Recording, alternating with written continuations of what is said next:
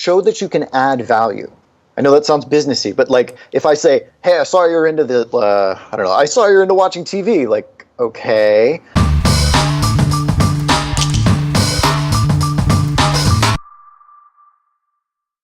Hi, this is Peter Kowalke. I'm here today with Greg Schwartz from Make Online Dating Fun.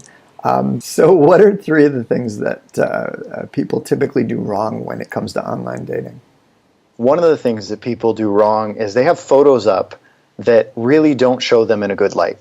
So these are things like the classic ab selfie where, the person's in the bathroom and their bathroom mirror is all dirty and just horrendous.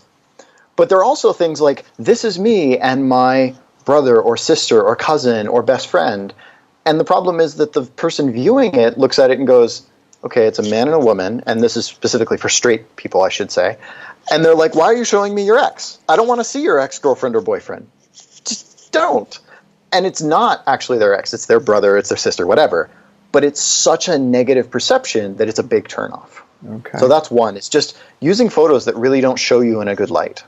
Okay. The second thing is, particularly for men that are doing the, approaching. So for instance, on OkCupid or Tinder or almost any dating site, the man is the one who's usually writing the first message. And often he's not writing the best first message. He's writing, hey. Or he might be saying, yo, how's it going? And so the woman is sitting there going, what do I say to respond to this? As I'm sure many of the women in the audience are vigorously nodding their heads. And so it's just frustrating. And it's frustrating for the man too, because he's like, why am I not getting answers? And so you actually really need to write a message that the woman can respond to. And what's really interesting is on Bumble, that's flipped. So women initiate the first message when it's a man and a woman, when it's a straight couple. Most of the women, they write, hey, they write, yo, they write, hi, how's your day? Yeah.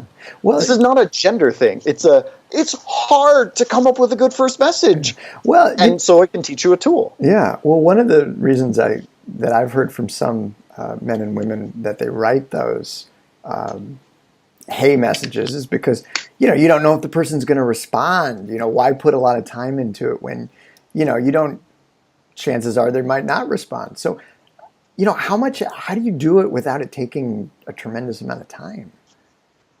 Or what should you do? So basically what you do is there's three pieces. You find something you share in their profile. So maybe you notice, they're into scuba diving. I am too. Great. You find some way of showing that you actually have some knowledge of it, particularly for straight couples, for a straight man, show that you can add value. I know that sounds businessy, but like if I say, hey, I saw you're into I saw you're into watching TV, like, okay. But if I say, hey, I saw you're into, Game of Thrones, I run a group that watches Game of Thrones as a big group. Like that's something that you could add value to her life by inviting her to that or other things like that. Yeah. And then the third thing you do is you ask an open-ended question. And that's really important. Because honestly, just asking a question that gets you like a little bit higher than the average, particularly if it's not, hey, how's it going? But if it's not open-ended, you're going to get a short answer. You're going to get, do you like TV? Yes. No. What's your favorite movie? Star Wars. The Princess Bride. Like and then you're stuck. And you got to do the whole thing again. Now you got to create another thing to say. But if you ask an open-ended question like, what's your favorite movie? Or better yet, what was your favorite movie and why? Then the person's going to go, oh, it's The Princess Bride because I love the scene where Inigo is talking to, and you're just going. And suddenly you have a conversation. And it's the same thing in person. If I walk up to you, I'm like, how's your day? You're like, fine. And now I got to come up with something to ask you again. Same thing. You just have to do it in even better level because online, you don't have any of that chemistry where you're like, okay, this person seems kind of cool. Let me give them a bit of a deeper answer. Yeah. You've just got okay, another person messaged me. Well, I'm so glad that you mentioned that particular tip, Greg. At Kowalke Coaching, we're always telling single clients some version of that.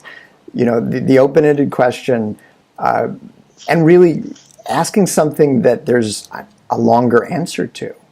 Because, if you really, the point is connecting, right? Exactly. And if you don't give them any material to work with, if it's a one-word answer, if it's something that, it's not going deep, ideally you want something where that could, not at first, but can lead to something actually they care about, that's, some themness, some vulnerability. Now, you're not maybe doing that on the first question online, but something that I would gets actually to them. say doing that on the first question, not a lot of vulnerability, but if I ask you, what's your favorite memory of, travel, I'm not looking for I like airports, they're nice. Like, I'm looking for something that you're like, this is me, this is what I like. Exactly. That Some is being personality. vulnerable. Exactly. Yeah. And then as you go, exactly that. You both be a little bit more vulnerable and a little bit more vulnerable and a little bit more vulnerable, and that's when you have a connection. Yeah, because they start seeing you and you start seeing them a little bit. Yeah, a lot of singles get that wrong. I've found that they think it has to be immediate. It's a progression. And on the first message, you want to open the door with a good question, but you also have to realize it's going to take time. We're one step after another here. But yeah, you do need to get that door open. So thank you for taking the time to talk with us, Greg. I really do appreciate it. For those who are interested in learning more about Greg and his dating coaching, you can go to makeonlinedatingfun.com, and he's got a free checklist that for getting more out of dating online. So definitely go check that out. So again, thank you for taking the time to talk with us, Greg. It was really informative and appreciated. You're welcome. It was a lot of fun. All right, we're done. Thank you so much, Greg. Cool. I'm really looking forward to the live webinar. You've got some great stuff.